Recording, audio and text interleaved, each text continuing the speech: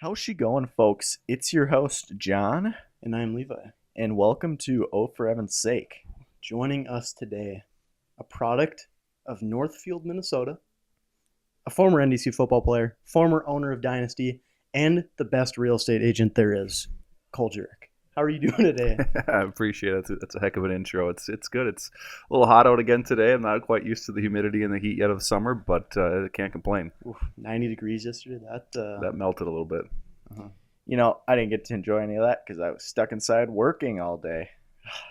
I got to make money somehow. But we got some fun questions here. So we're going to dive right into it. Why football growing up? I think part of it, I was just bigger than everyone. That always helps in football a little bit. Mhm. But I think you just grow up, you play football in the backyard with your friends, throw the football around, some two-hand touch that turns into a tackle probably a little bit later in the day. And I just really fell in love with the game at a young age. I fell in love with all sports. I played football, hockey, baseball, golf, racquetball, just anything I could get outside and do. So, but football just kind of became a passion of mine that I became just good at it. I mean, being 6'5" is a genetic blessing that also helps in that process as well. But football was definitely something that came to me young, and I enjoyed all the way through. Did you have any family members that played football or? Yeah, my older brother played. My dad played. All my cousins, everyone in my family, kind of growing up through it, all played as well. So just kind of next in the lineage to jump in and on the field. Mm-hmm. And my brother was a few years older than me, so he was a senior when I was a freshman. So I kind of followed his footsteps a little bit in sports, where I wanted to play sports that he did, and he played football and hockey, and I wanted to play those as well. So did you beat him in any one-on-ones or? Well, he was quite a bit better than me at hockey. Football was probably a little bit more my sport. He was like a few years older than me, but I grew up pretty quick. So having an older brother that beats up on you a little bit, I think toughens you up, and definitely helped me in football. But yeah, not a lot of one-on-one wins early on for me, just because he was just old enough where the puberty hadn't quite kicked in for me, where he was able to beat me up. Mm-hmm. So, with that height, didn't much basketball or anything like that? Or? No, you don't want to see him on a basketball court. It is ugly. My friends always joke, like, man, you should have played basketball, but I grew up playing hockey. It's funny. My dad's actually the only person in my family that can't skate. Everybody else can, which is kind of funny. My mom played, my sister played, my brother played, and I played. And all my cousins, uncles, pretty much the whole family was playing hockey, and we never really got into basketball a whole lot. But yeah, that one would have been probably a little bit nicer with the size that I had. Oh, yeah, for sure. I mean, you'd just be dunking on everyone. Mm-hmm. All right. After that little Intro question. Got to open up the drinks. question. You gotta. What do we have to drink today? Just some water. Ah. Just basic H2O today. Nothing's wrong with that. Our last guest also just had some Yeah. H2O. Levi gave me a Gatorade lemon lime. Would have preferred better. What's your favorite color or flavor? I guess My favorite color, honestly, is probably the Glacier. Oh yeah, the blue. Mm-hmm. Solid choice. Solid choice. I got a blue raspberry body armor. Always a safe bet. Yep. What's your kind of go-to drink? Well, it depends the time of the day. Early morning is whatever has the most caffeine in it. Midday, try to hydrate back up. But mid-afternoon, whatever also has the most caffeine in it. Celsius is Ghosts. Alani's is been my kind of forte lately. I stopped mixing pre-workout with Oh, boy. with ants in your drinks skin. a little while ago. Yeah, Ooh. that was getting ugly. I was like, I got to reduce the caffeine intake a little bit. But yeah, usually something with caffeine in it. And then summertime, obviously, try to find a way to get some electrolytes and more water in me with the heat, sweating a little bit more. Mm-hmm. So Celsius, what's your favorite Celsius? Whoa. Was it the strawberry kiwi flavor? I think it is what it is, or whatever. Yeah. It's something along those lines. That's one I like. Yeah, Okay. fantasy vibe all the way. Okay. Yep. I'll be till the day I die. Fantasy Solid vibe. choice. Yeah, I don't know. I haven't had Celsius in a while, but I'd say the safe bet would be fantasy vibe. That's a good one. Tropical vibe would be cool. I'm a big pineapple guy, so safe bet. Just don't give this guy anything with bananas. He can't handle I it. can't handle it. Bananas. All right. How was the recruiting process like, and why NDSU? Man, it's a lot different than it is today. That's for sure. Obviously with NIL money and different things like that, and the recruiting process starts so much sooner. I think I got my first collegiate offer heading into my senior year from Western Michigan, and that was actually to play tight end. which I was not great catching the football, but I could have maybe learned a little bit more. I wanted to be on the defensive side. I always said I'd rather be the hammer, not the nail. I want to hit people, not be hit. So defense was it for me. But I think, I was heading into my senior year, kind of went on a camp circuit. Me and my dad traveled around, went to a bunch of football camps at colleges and one-day camps and bounced around. And came up to NDSU, got an offer here. I think I finished with 12, 15 offers somewhere in there. Most of the Missouri Valley conference, and then some MAC schools, Buffalo, Western Michigan, and then New Mexico State offered as well. But when I came to NDSU, Scotty Hazelton was the guy who was recruiting me. Just really fell in love with his blunt honesty, to be honest. You kind of feel like you're lied to a lot in the recruiting process, or just kind of told stories of like, hey, it's going to be, this is what's going to happen. And he just kind of told you as it was, what was going to happen, what he was about. And I think that was something that really stood out to me. I was like, man, if this guy's going to tell me this on my recruiting trips, like he's going to tell me what's up, like a straight line arrow when I'm at this school as well. And appreciated that.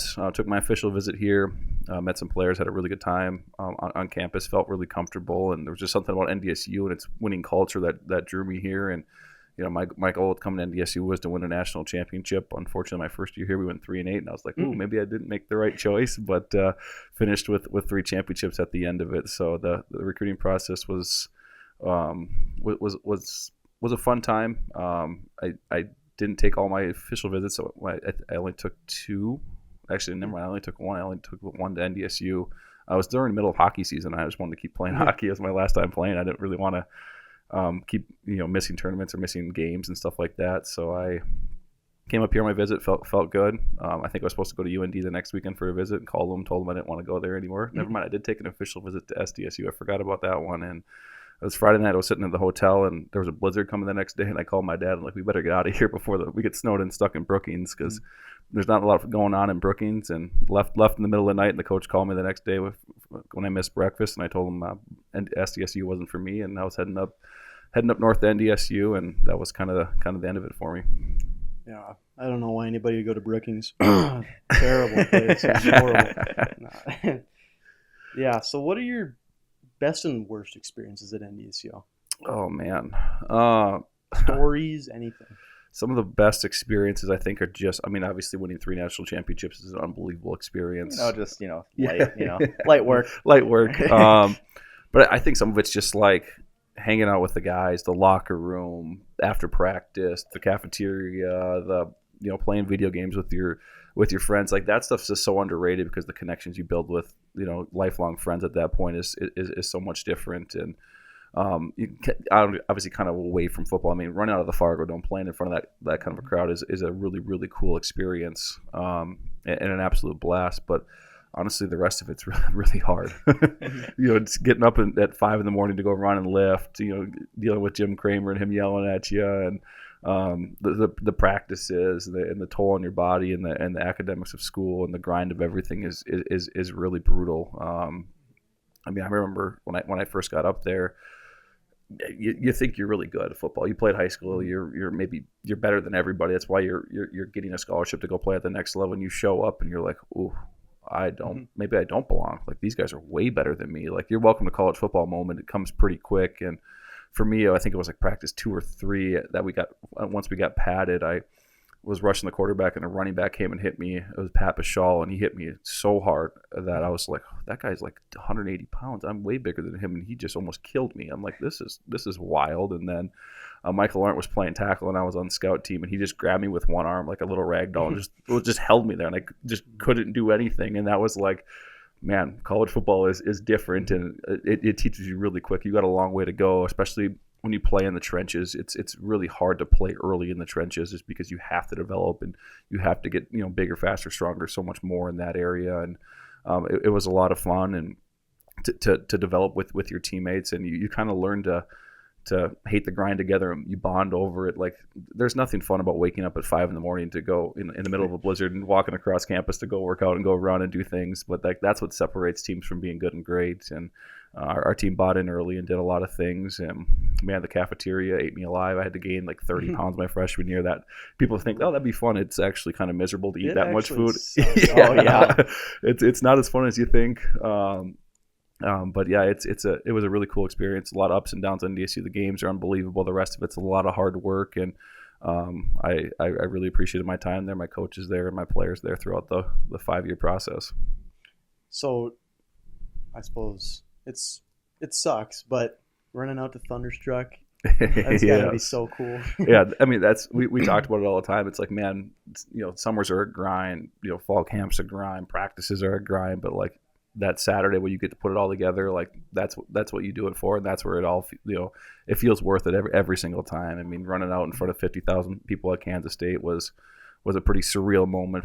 Down at Minnesota, I grew up a Gopher fan in Minnesota growing up, and to go down there and win that game was super cool. And yeah, the experience of Saturday makes everything worth it, and that's what people have asked me all the time. It's like, was it worth it to beat your body up and do this, and what you put yourself through? And I said I would do it 10 times over again. There's no chance I would ever change anything. I would do it again and again and again. I'd run through a wall to go be able to run in that tunnel one more time. Yeah, that'd be very fun to do. What was I gonna say? Yeah, I seen the Minnesota game or whatever. I seen something pop up on Twitter from Dom Izzo. He does like those, whatever, the countdown of the football games or whatever.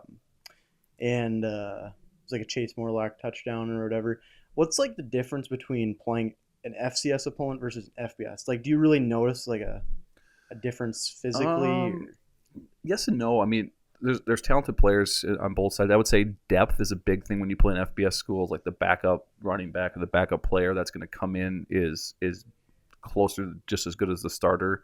But the biggest thing I'd say is just size of player. Like when you're an FBS player as opposed to FCS, like the FBS guy, like every single offensive lineman is 6'4", 6'5", 6'6". They're long. They're 300 plus pounds. Like the size of the humans you're playing are just bigger at the FBS level.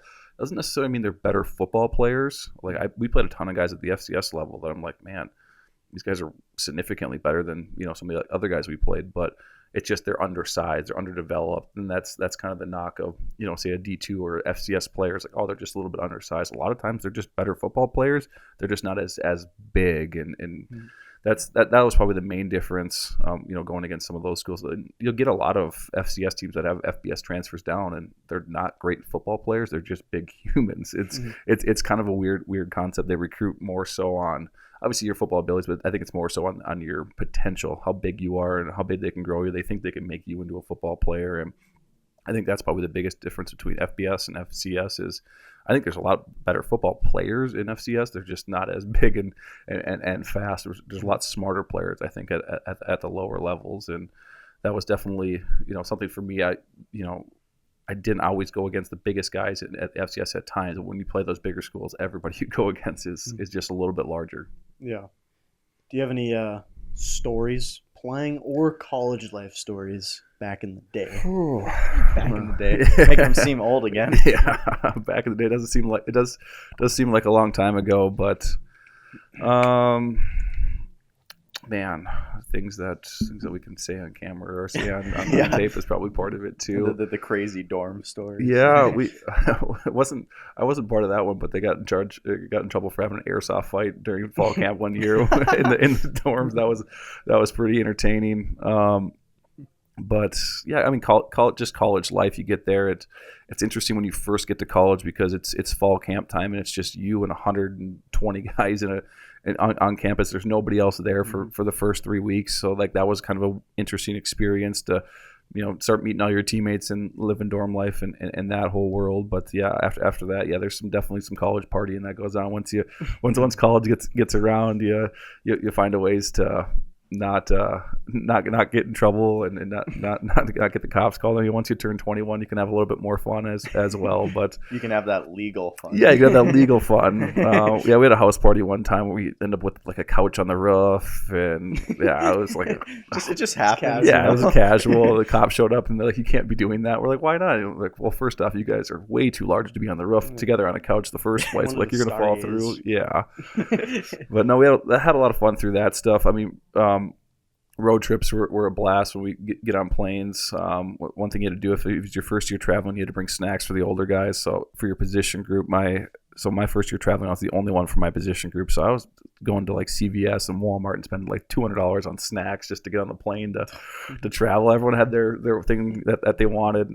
I always laugh. People like, oh, you guys ate junk food? I'm like, yeah, like all the time. Like I had to go pick up gummy bears and Reese's and candy and like the worst things possible probably to put in your body before a game. But he was the snack runner. Oh yeah, I took full advantage after I got done. I always had to get a pack of Reese's before for traveling. That's what they had to always get me. And then so my Kyle Manuel, who I roomed with a lot of the time, he always liked some sweets as well. So we always had a good supply on the plane. We had a seat in between us because we were bigger guys, so we had an open seat. The skill guys are smaller; they can fit 3 to a seat.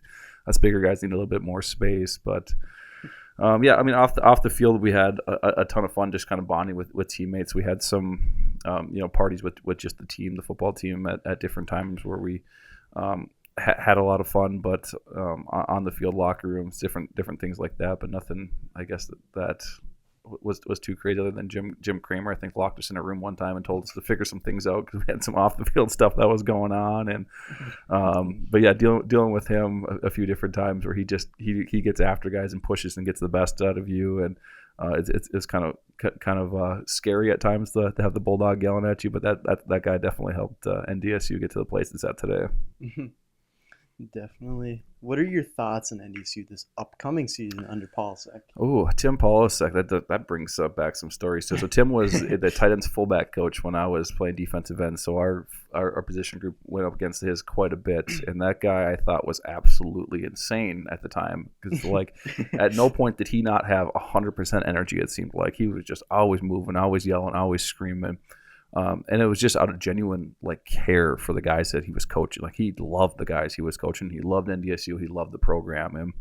And when the job opening came up with Matt leaving, I knew his name wasn't going to be in the conversation. And I was like, man, I can't think of a better guy to take over this program. He's going to recruit guys at a very high level. He's going to coach guys at a very high level. Players are going to want to play for him. Like you want to run through a wall. If you're in a locker room with that guy for 5 minutes, you're like, holy crap! Like this guy gets it. This guy knows how to motivate people. He knows how to recruit. He knows how to coach. And obviously, the recruiting class this year has been phenomenal. He's been picking up guys left and right. 9 3-stars now. Yeah, it's insane. He's doing a phenomenal job. And obviously, you got to get him signed still. But I think the program's in really, really good hands. Unfortunately, he might only be here for a couple of years because I think he has a chance to win a couple of national championships really, really quickly, and someone might try to poach him. But that's the unfortunate part of it. The FCS level is you're always trying to work your way up, and these coaches, when they get opportunities to go to the next level, they have to take it. And it's nothing against NDSU. It's just you always want to coach and play at the highest level. And when you get those opportunities, and some of those bank account numbers look pretty dang good too, and someone offers you a couple $1 million to come coach a football team, it's hard to say no. But I would be very surprised if NDSU is not back in Frisco. I'd be very surprised if NDSU honestly doesn't open up with a win at Colorado. I think this team is going to find this defense is going to get back to where it was at before. This offense is going to keep rolling. And I think people are going to all of a sudden look at NDSU and go again and be like, oh man, they're back. Look out. This is maybe another run for those guys. Yeah. See, the one obvious concern would be the skill position is really young. Because Eli Green left, was the main dog. It's tough because you don't know if guys like Mickey Collins or Carson Hagerly can step up or who kind of need to at this point now. But we'll see. We'll see eventually. Next man up mentality, obviously, with Eli leaving, that's tough. But, I mean, before Eli was there, we were like, man, who's the next guy going to be? And it's always that conversation. It's who's going to step up, and there's a guy or two every single year that does do that and does make those plays. And there's a ton of young talent on that team. And I think, young talent is sometimes better than old talent because those guys are more hungry in practice. They're more driven in practice to stay working hard so they can get that playing time. And I think there's 5 or 6 guys that are competing for 2 spots, 3 spots, and that's kind of what you want sometimes to make those guys better. Yeah, pretty much. They got something to look forward to. Mm-hmm. Alrighty, important question. Why did you decide to start Dynasty? That's a great question. So I always loved coaching, working with athletes, loved sports my whole life. After football ended for me, I really did have no idea what I wanted to do. And I was working at a gym. I was doing some pro training myself, and I kind of enjoyed it. And I was like, man, I think there's an opportunity in Fargo to do this. I think there's an opportunity to help athletes, help develop them. And it's not necessarily getting them to college. It's helping that kid make the A team, or help that kid make the travel ball team, or help that kid play on the varsity team. And it's not just necessarily help kids get college scholarships. It was help just develop them physically. And I think there's a big thing with, if you develop physically, you gain that confidence. It helps a lot mentally, and that can help in a lot of different aspects of your life. If you feel confident in yourself and different things, it's going to be easier for you to go to class and get good grades, and have better opportunities in life where you're happier. And for me, it was building relationships with athletes, and it was being there for them if they needed someone to talk to about a bad day at school, a tough friendship situation, or advice in sports. It was to try to create an environment where we could help develop kids in multiple different ways. And it was a blast for 7 years. I trained a ton of kids and worked with a lot of fun athletes throughout the time. I was blessed to work with some really, really good athletes, some pro athletes, some college athletes, and honestly, some of my favorite athletes to work with barely played high school. They just wanted to come in and get better, and it was a really, really rewarding experience for that time, and I'm really glad I did it. Yeah. So then, what led to that eventual merger with MPF then? Yeah, had some different opportunities arise in life, in different career paths with a company. We started a real estate company. So I sell residential commercial real estate. We also do property management with Optima, and that kind of came about, and my lease was coming up on my property, and Brad and I had talked for about the whole 7 years I was open. We'd sometimes have to get some beers on a Friday and talk about our life problems a little bit, and have some, just talk each other out of some things. But talk with the beers, just always that's how you solve all the world's problems. Three bush lights in, you're so much smarter, I tell you.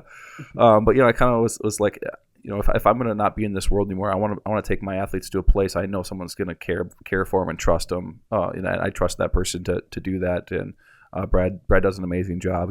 He's worked with a million different styles of athletes in his life. He knows how to coach. His staff knows how to coach. He works with the adults. He works with the youth population. And I was like, all right, this makes sense. Let's merge together. Let's bring our athletes here. Let's let you guys take the reins on the athlete side of things and keep it going. And they've done a great job of it. Yeah, that's one thing definitely MPF is really nice about. I mean, it's kind of like what you're doing for. You get that nice personalized coaching, which is wonders for people that especially don't know what they're doing. Yeah, they come in, they know your name, they know how to coach you, they know how to teach you. You're not just another body that's coming in the door. They're not just handing you a workout card and say get to work. They're actually taking you through things. They're helping you out. They're actually coaching you on points and caring that you get better, not that you're just showing up and you're not just a dollar bill to them. Mm-hmm. Alrighty, folks. I think it's time to take, a quick sponsor break. Mm-hmm. Today's podcast is sponsored by Mahana Fresh. Eat fresh, feel fresh, refresh. That's the name of the game over there. Fresh, quick, and easy food that gets you in and out and feeling good. Have you had Mahana Fresh? Oh, yeah. With Cooper over there. Me and Cooper were in the same recruiting class together. He's out of Woodbury, and I've known Cooper for a long time, and they're doing a great job over there. Underrated over there was the Brussels sprouts and the green beans? I'm telling you, both of those are phenomenal. Brussels sprouts? The Brussels sprouts over there are very good. Okay. I've only had the sesame ginger broccoli, so okay, you might have to mix it up a little bit. Barbecue, cauliflower. He gets the buffalo cauliflower. Go to. I got to build my own every time. I'm a little pickier maybe on what I want in there. Mm-hmm. What for your base? Are you a Mahana Mac kind of guy or? Base, what are the noodles and the rice, and then give me all the steak. Give me the green beans, Brussels sprouts, and then whatever that wasabi sauce is at the end. The creamy wasabi is it. That's what I get every time. That's life right there. And then 2 as well. I want to give one more thank you to Finley On The Roof. If you need someone to come over and set up your lights, you're just getting too busy, or you just really don't feel like doing it this time, you want to spend more time with your family, Finley is the guy to call. He'll get you a free personalized quote for you at a good price, and he'll come over and everything's done professionally. And he does small projects all the way up to big projects like the mall. So he definitely has experience, and he has experienced employees that'll take care of you. All right. One last sponsor shout out here. DJ Colter Agencies focuses on 5 main points of insurance: home, auto, farm, business, and life. Go to DJ Colter Agencies to get high quality care without any stress. DJ just a staple of the melt classes downstairs. I see him there all the time. Yep. All right. What led you to doing real estate? So obviously COVID hit, shut down the world, shut down my gym, and I've always been fascinated with real estate. So I was like, well, I don't know if my gym will ever be back open. What's going to happen? Uncertain times, that was for sure. Yeah, very uncertain times. So I actually took an online course to get my real estate license, and then took my real estate test during the COVID time and got it. And just so happened to be one of the best real estate booms in a while, where rates were super low, houses were flying off the market. So it was a great time to get into it. But yeah, so COVID essentially pushed me into real estate to an extent. It got me to get my license and take that step that I've been kind of wanting to do for a long time, because I didn't want to just sit around and do nothing during the time. I wanted to stay motivated. So I did it then, got into it, and just kind of really fell in love with it. Really enjoyed working with people, helping them find a house, and got a little bit more in the commercial side and the property management side. And it's a great way to make an income and do different things and kind of build a good style of wealth. You want to know what? So obviously, as a realtor, you deal with all the different builders and houses and stuff like that. What builders for the houses do you deal with? So pretty much dealt with every single one of them. We actually build houses ourselves with Optima Development, Alex Lavoie. We have some homes right now for sale in Dilworth that we just built.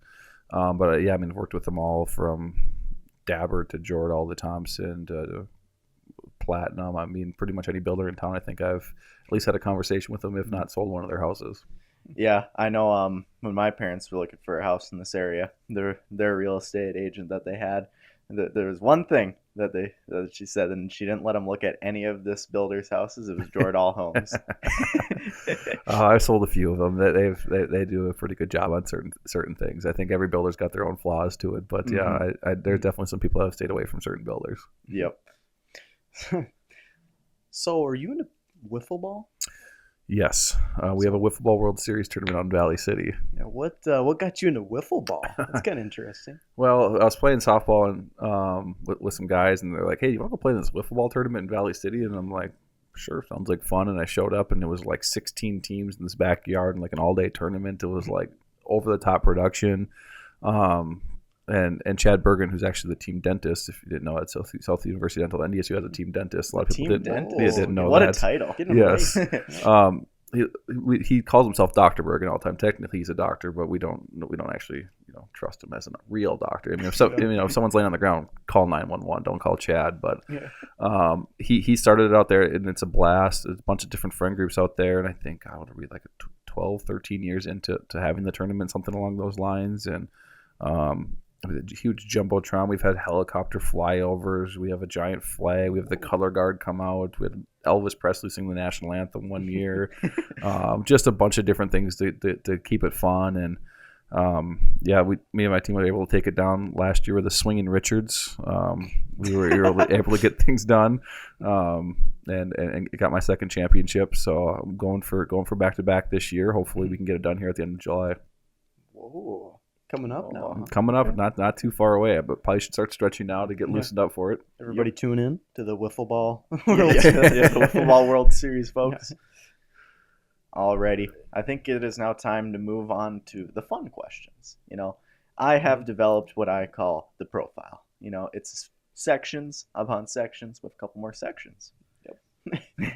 So, first section is going to be kind of talking about cars. So, gotta know, very important thing. It defines who you are. What are you currently driving as of now? Currently driving a Chevy Silverado pickup truck right now. Ooh, okay. Classic. Got a couple years ago, first pickup I had. I like the pickup life. I like being able to just throw stuff in the back of the truck. Heck yeah. And, off-roading, of course. Oh, yeah, exactly. Good four-wheel drive so you can't get stuck, right? Yep. You need it. You need it up here. Definitely need it. Alrighty. What would you say is your dream vehicle, though? Like one day, maybe when you're retired or, be like, yeah, that's the car I want to have in my driveway. See, it's a hard question because I think some of these like cool like sports cars are awesome, like the really fast ones, but I don't know if I'll fit in them. Like I don't know if I can get into a Lamborghini. Yeah, my grandpa, built for big people, who is tall, has a problem with that. That's what chose. He chose the the Dodge. It was a Dodge Challenger, I think, Okay. just off that reason, because like the Camaros would not fit. And I think if I had a choice, though, I don't know exactly where I would go, but I think I would go like something out of like the '60s, like an old school, like blacked out, something badass like car. Something along those lines. I think I would go go the opposite direction. Give me just a giant chunk of iron that gets 3 miles of the gallon. I can drive around and but it roars. It just roars, and everyone's like that nobody else is driving around, as well. Like something you don't see as often. I think that's the way I would go with it, just because I think it'd be fun to have something like that. Yeah, it's kind of like Levi's dad with his classic pickup. Yeah. Yes, that is true. Mm-hmm. And then you go from car to car to car. There has to be a favorite one, though. You have to have at least one vehicle that you would say is your favorite that you've owned so far. I had a Dodge Charger at one point, and that was a lot of fun. Okay. Turns out that it goes fast very easily, and there's cops on the road. And I got my first speeding ticket about 2 months after getting that car, slightly over 100 miles an hour accidentally. Sorry, Mom and Dad.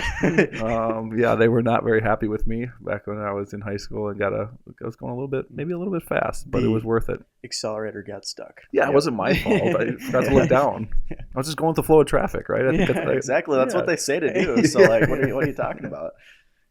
Ooh, okay. Alrighty. Favorite outdoor activity to do? You're just chillaxing, having a good morning, time. maybe. Okay. What are you doing? That's a tough one. Because it depends on what the goal for the day is. Like, there's nothing like waking up and having a screwdriver and watching the sun come up, on a Sunday at the lake, or a beer mimosa. Start off early. Yeah. Can't drink all day unless you start when the sun comes up. That's a great activity. Or just at nighttime, if you're on the fire, having a couple beers there. But activity wise, I got into softball quite a bit and just getting a little bit into sand volleyball now. So it kind of depends activity wise, like softball or volleyball. If I'm doing something. If I'm just hanging out with the boys, having a couple beers around the fire, or just hanging out on the deck or something like that, it's always a good time.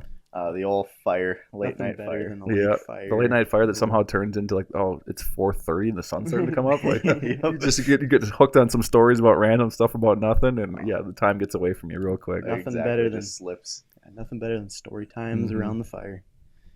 Yeah, that's why Levi, back in the day, Campfire Chronicles. Well, he was telling stories around the fire. Well, back in the day, before we could play video games, when everyone could be at their own house, we had to link TVs together. We got 16 guys at one house with Ethernet cords stretched all over. That was where it was at back in the day. You had just 2 liters of pop and pizzas and chips and 16 guys that you'd probably smell because we've been playing video games for 12 hours inside of a house. That was living life back then. That's what you call grind set right there. Yes. So would you say you're more of an indoor or an outdoor kind of guy? Or would you say it's pretty even split? I'd say maybe even split. I'm not a huge heat person, so like yesterday when it was hot out, I'm staying inside. Wintertime I don't mind getting outside. I played outdoor hockey, I snowmobile, I'll ice fish some do some of that stuff. But yeah, if it's as I've also got older, I've got a little softer with my age too. Or if it's too hot or too cold, I maybe become an inside person a little bit. Snowmobiling's a fun one. Oh yeah. Do you own a snowmobile? I don't, which is way better because you just ride your friends, so it's way cheaper. Yeah, there you go. He's got 2, and then he pays for the payment, and I just put gas in it. I think it works out way better. Yeah, I think Levi should do that too. Yeah, right. Come on, Levi. Yeah, come on, but buy him right now. Yeah. Ooh. So, what's your outdoor hobby? We got grilling. We got even mowing potentially.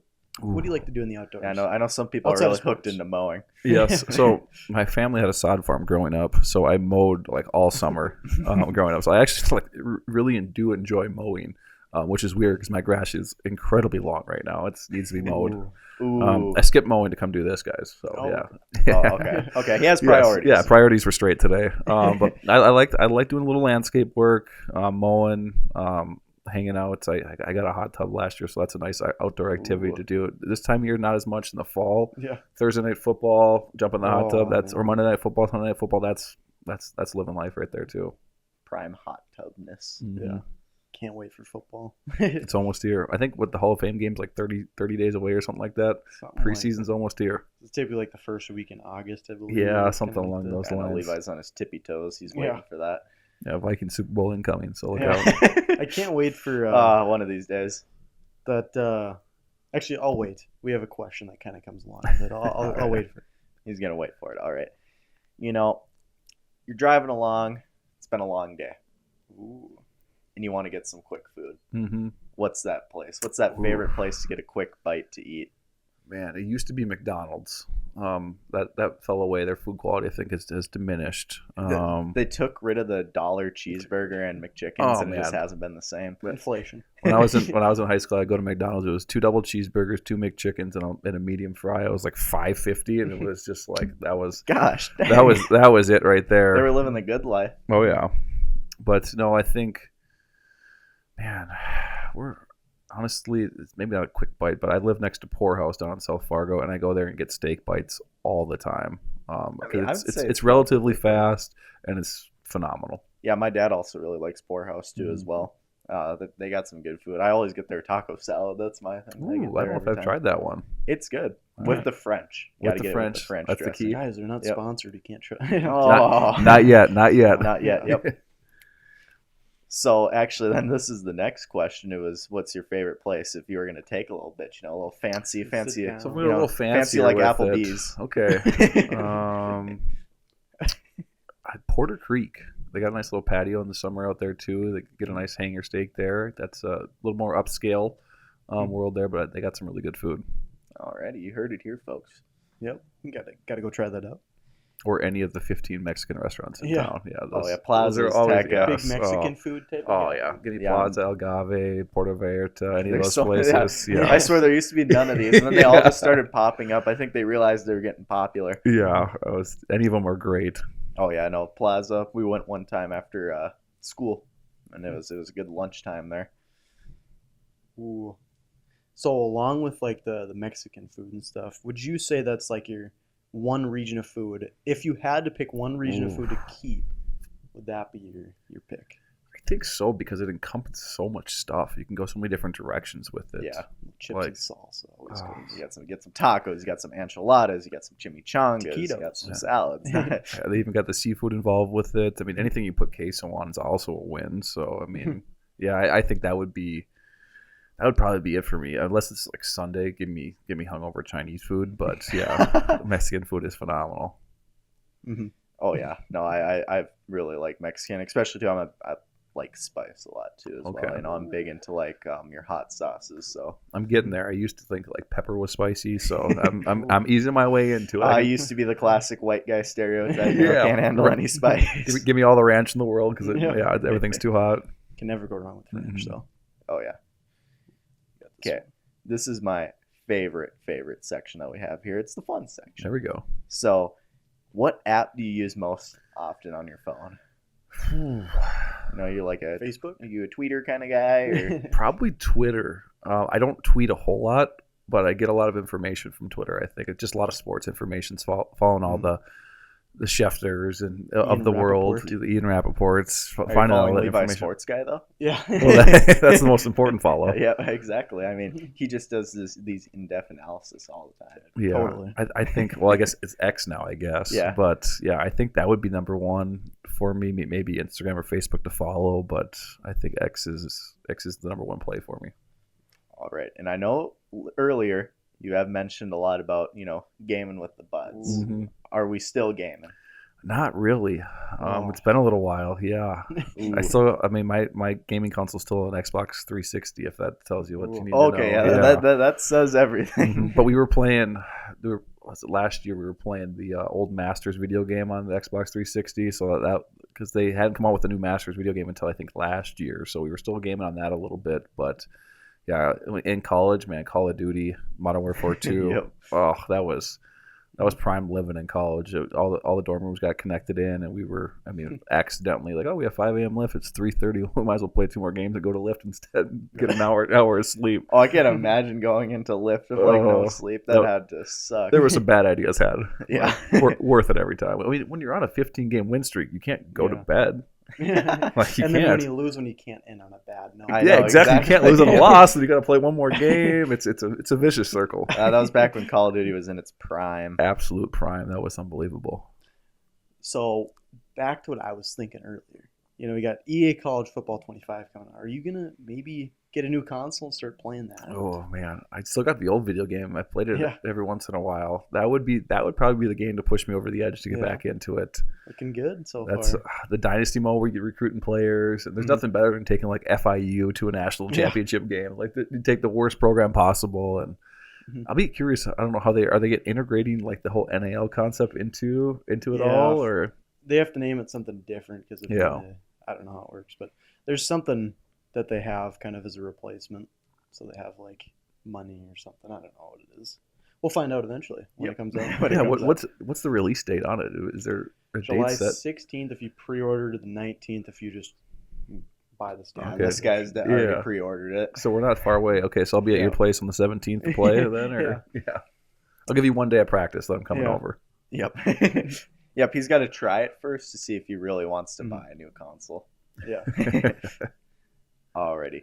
This one's a good one. So we got our hypothetical situation. The classic one. So you're stranded on an island. Mhm. You only have 3 things you can take with you to help escape this island. What are you gonna bring? You could have some fun with it. Maybe you bring your Xbox with you. Maybe you're just saying, 360. screw it, I'm gonna set up and just start playing games. Maybe I don't want to get off the island. Yeah. Exactly. Maybe you're enjoying I that. just want to isolate myself. So I'm assuming I don't have any cell phone service out there, so that's going to be worthless, right? Yep. No Something- cell phone Can't towers. be on the Twitter. Yeah, probably I got to have some sort of knife, machete, a little protection, little Classic. something to help build shelter with. Probably some sort of matches, lighters, got it for fire purposes, and then after that, that's the escape part of it's going to be tough. I'm more in survival mode, but option 3. Let's see. You know what? I mean, I can't bring a boat because I could just drive off the island. That would be really convenient. A yacht. Yeah, just a Just a yacht. just a yacht where I'm posted up where nobody can find me. I guess. Can I bring like extra clothes because I don't want to wear this? I mean, yeah. You bring whatever you want. So, Yeah. all right, you heard it here, folks. He's bringing a machete, some matches, and an extra pair of trousers. Yeah, I might just hang out for a while. I might not come back for. I'm on vacation for a couple of years. Mhm. Like the whole Castaway Wilson. I'm on. Maybe Yeah. I'll bring Wilson. a volleyball with me so I have a friend to talk to. Oh, good old Wilson. Oh, I remember we watched that at one time. Oh, it's that's a great movie. we disagree heavily, actually. You don't like Now, that movie? See, there's certain parts that are pretty good, but it's very, very like It's dry and slow. boring because the guy's alone. It's not like he's gonna be talking to himself a ton, obviously. So it gets a little boring throughout the movie. It's fair. Alrighty. And Levi, what about you? What are you bringing? Am I bringing? I'm bringing fly camera. Making content. He's gonna here. make content on the island. I'm thinking I can't just like copy, we got to kind of mix it up a little bit.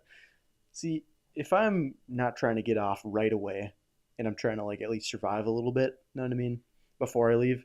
Porta Fortress. Yeah, if you want a lighter, I'm thinking. I had to one up you. You want I chose a lighter something- instead of matches. Yeah, I'm just thinking of things that'll help you. Can I package like fork, spoon, knife, or can I? Sure. You can get a spork. Yeah. Just get a spork. That's all you need. That's all I get. Nah, because I want to have something that helps me, survive. Because you need food. How's a So- spork gonna help you? I want the knife mainly. That's what I was thinking. But and then I also want a pot so I can boil water.